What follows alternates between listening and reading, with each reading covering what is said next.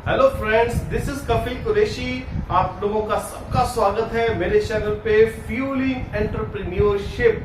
Last time जो हमने video बनाई थी काफी दिनों के बाद, काफी गैप पड़ गया है इस वीडियो को आते आते, लेकिन जो हमने लास्ट टाइम वीडियो बनाई थी वो क्लाउड किचन के बारे में थी।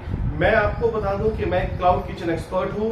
मैं ऑपरेशंस हैंडलिंग करता हूं और किचन्स के सेटअप करके देता हूं, मेन्यू बना के देता हूं और वही डिस्कशन, वही सजेशंस आपके साथ मेरी वीडियोस में आपको देखने के लिए मिलेंगी।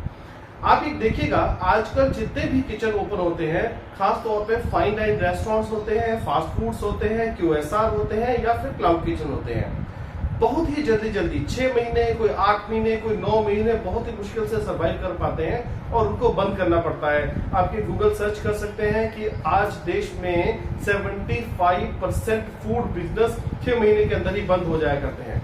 उनके पीछे रीजंस क्या होते हैं? बिजनेस की कोचिंग लेना बहुत जरूरी होता है। अगर आप बिजनेस कर रहे हैं और आपकी उसको नॉलेज नहीं है, आपने उसके बारे में सीखा नहीं है, कोचिंग नहीं ली है, तो आप वो बिजनेस बहुत जल्दी और बहुत लंबे समय तक सरवाइव नहीं कर पाएगा। हमने अक्सर देखा है हमारे पार्टिसिपेंट्स को कि वो सोचते हैं कि बिजनेस की ट्रेनिंग लेने में पैसा वेस्ट होता है। बिजनेस की ट्रेनिंग लेने में पैसा वेस्ट नहीं होता। उससे आपको ये पता चलता है कि अपने पैसे को यूज कैसे करना है, बिजनेस को स्टेबल कैसे लेके आना है, कैसे करना है उस बिजनेस को, ये सीखना बड़ा जरूरी है। चलिए, इसके लिए और कुछ नहीं तो कम से कम YouTube पे हमारे पास बहुत सारा ज्ञान बट रहा है, बहुत सारी वीडियोस है हमारे पास यहाँ पे, और भी कई चैनल है जो इस बारे में आपको इन्फॉर्मेशन देते हैं, आप वो देख सकते हैं। अदरवाइज हमारे पास अपने कुछ कोर्सेज हैं जो डॉक्टर विवेक बिंद्रा जी हमें बिजनेस कोचिंग के लिए देते हैं, हम उसमें से भी बहुत कुछ अपने बिजनेस के लिए सीखा जा सकता है। चलिए बताते हैं क्लाउड किचन के फ्लॉप होने के कारण क्या होते हैं। पिछली बार हमने ये देखा था कि क्लाउड किचन बनता कैसे है।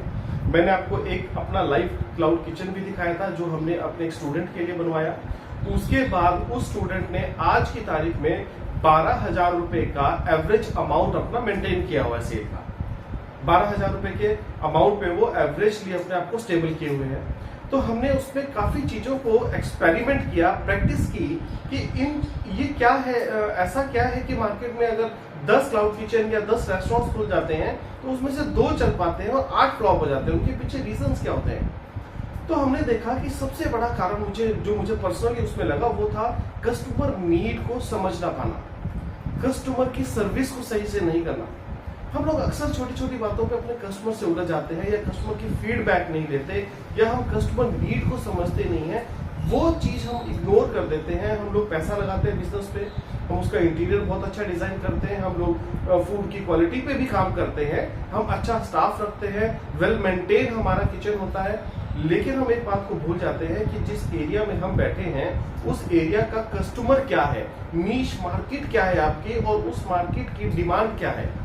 पता लगा कि हम लोग एक ऐसे मोहल्ले में हैं जहां पर बनिया समाज बहुत ज्यादा है, वहां पे वो लोग नॉनवेज अगर नहीं खाते और हम नॉनवेज का एक रेस्टोरेंट खोल के बैठे हैं तो वो धंधा कभी चलेगा ही नहीं।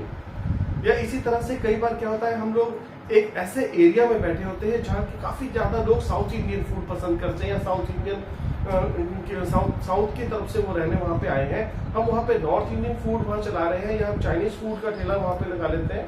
तो क्या होता है कि वो जो इंटरेक्शन है कस्टमर के साथ, जो कस्टमर की नीड है वो एग्जैक्टली पूरी नहीं हो पाती। तो हमें बहुत जरूरी है कस्टमर नीड को समझना, उसके बाद कस्टमर की सर्विस को और कस्टमर के रिलेशंस को मेंटेन करना।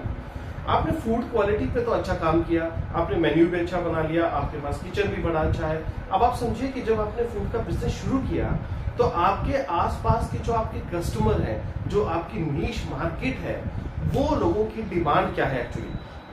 क्या आपके वहां पे ऐसे कुछ रेजिडेंशियल एरियाज हैं जो लोग वर्किंग है, और वर्किंग लोगों को क्या होता है कि खास तौर पे जो लोग सुबह बहुत जल्दी चले जाते हैं, रात को लेट तक आते हैं, वो लोग ऑलरेडी बाहर का खाना खा रहे हैं और हम भी अगर अपने क्लाउड किचन से सिमिलर फूड उनके घर पे डिलीवर कर रहे हैं एज ए टिफिन सर्विस, अगर आपने काम शुरू किया है तो समझिए कि क्या वो आदमी जो दिन में भी बाहर का खाना खा रहा है रात को भी घर पे आके वही खाना खा लेगा। तो आपने वहां कस्टमर नीड को कनेक्ट नहीं किया। आप अपने कस्टमर से बात कीजिए, आप उनसे समझिए उनके साथ बैठ के कि हाँ, आप एक्चुअली में चाहते क्या है। अगर आपने एक सोसाइटी को पकड़ ली, मान लीजिए आपने एक सोसाइटी है जहां पर ऐसे वर्किंग्स आपको 20 ऐसे वर्किंग मिलते हैं आपके कस्टमर, जो लोग सुबह से निकलते हैं शाम को वापस आ रहे हैं, और आपने अपना एक होम टिफिन का क्लाउड किचन शुरू किया है, तो आप उनसे पर्सनली इंटरेक्ट कीजिए, उनसे पूछिए कि उनकी पसंद नापसंद क्या है, वो क्या खाना पसंद करते हैं, किस तरह का उनका फूड का टेस्ट है, क्या ज्यादा मसाले चाहिए, कम मसाले चाहिए होते हैं, उसकी पैकेजिंग कैसी होनी चाहिए, वो घर पे अच्छा और साफ सुथरा ही खाना पसंद करेंगे नेचुरली।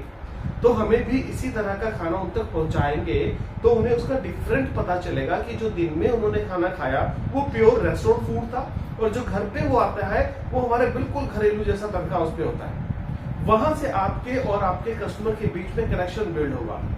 कस्टमर की नीड आपने समझ ली, अब कस्टमर की सर्विस भी क्या करनी होती है, उनसे आप टाइम टू टाइम इंटरेक्ट करते रहें, चाहे फोन के थ्रू, चाहे व्हाट्सएप ग्रुप के थ्रू।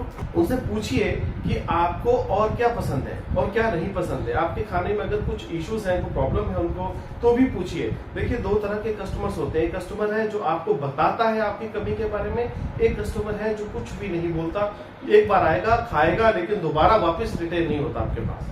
वो कस्टमर बहुत खतरनाक है। आप उस कस्टमर से बात करें, जो भी आपको आपको फीडबैक जो आपके पास आएगी, उस फीडबैक को हमेशा पॉजिटिव वे में लें और उनसे बात करके अपने आप जो सुधार कर सकते हैं अपनी किचन में या अपनी फूड की सर्विस में, वो कीजिए। ये तो हो गया एक पॉइंट। दूसरा हो गया कस्टमर का इंटरेक्शन करने का, कि कस्टमर से रिलेशन मेंटेन कैसे करने हैं। अब तीसरी बात ध्यान से समझिए कि जब एक कस्टमर, मैंने आपसे कहा कि आपने एक सोसाइटी में 20 लोगों के साथ अपना टिफिन सर्विस को अगर जोड़ा हुआ है, उसमें से आपने अगर 5 लोगों को भी सेटिस्फाइड फूड दिया, तो वो 20 कस्टमर में से 5 जो है आपके एडवोकेट बन जाएंगे, खुद ब खुद आपके बारे में, आपके फूड के बारे में लोगों के साथ तारीफ करेंगे, बताएंगे उनको आपके फूड कहाँ से आता है, कैसा बनता है, होममेड फूड है, बिल्कुल सादा, बिल्कुल अच्छा घर का खाना है। तो उस 20 से आपको 5 और 5 और 5 और करके कस्टमर बढ़ते हैं। एक वो क्लाउड किचन है जिसने कस्टमर की नीड को नहीं समझा, अपनी मर्जी का मेन्यू, अपनी मर्जी का टेस्ट, अपनी मर्जी के फ्लेवर डाल के खाना घर पे पहुंचता रहा उनके, तो कुछ दिनों के बाद वो या तो उनका वजन बढ़ने लग जाएगा, या वो बीमार होने लग जाएंगे, या उनका मन उब जाएगा इस खाने से, तो वो ऑटोमेटिकली क्या करेंगे कि आपका खाना बंद कर देंगे और उससे लेंगे जो होम मेड फूड, बिल्कुल फ्रेश, बिल्कुल हल्का फुल्का खाना उन तक पहुंचा रहा है। तो इस तरह से कस्टमर नीड का एक पार्ट है जो हम अपने फूड बिजनेस में बहुत इंपॉर्टेंट और बहुत जरूरी तरीके से उसको हम लोग जोड़ सकते हैं। आप भी अगर अपना क्लाउड किचन चलाना चाहते हैं, आप कौन है, एक हाउसवाइफ है, आपके पास थोड़ा सा भी समय है, अच्छा खाना बनाना जानती हैं, हमारे चैनल पे आइए, मेरा नंबर डिस्क्रिप्शन पे है, हमसे फोन पे बात कीजिए, बिल्कुल फ्री कंसल्टेंसी है, फोन पे बात कीजिए, हम आपके बारे में समझेंगे, आपके बिजनेस के बारे में समझेंगे और आपको उसमें सजेशंस देंगे। ये बिल्कुल फ्री है, आपको इसकी कंसल्टेंसी के कोई चार्ज नहीं है, कोई भी एरिया में आपको फोन पे बात कर सकते हैं, आप अपना बिजनेस बताएं और हम आपको उसका सोल्यूशन दें। इसी के साथ इस वीडियो को यहीं पे समाप्त करता हूँ। आशा करूंगा कि वीडियो आपको पसंद आए और इसके बाद हम और आगे बात करेंगे क्लाउड किचन के बारे में। तब तक के लिए आप सभी का प्रेम पूर्वक हृदय की गहराइयों से धन्यवाद।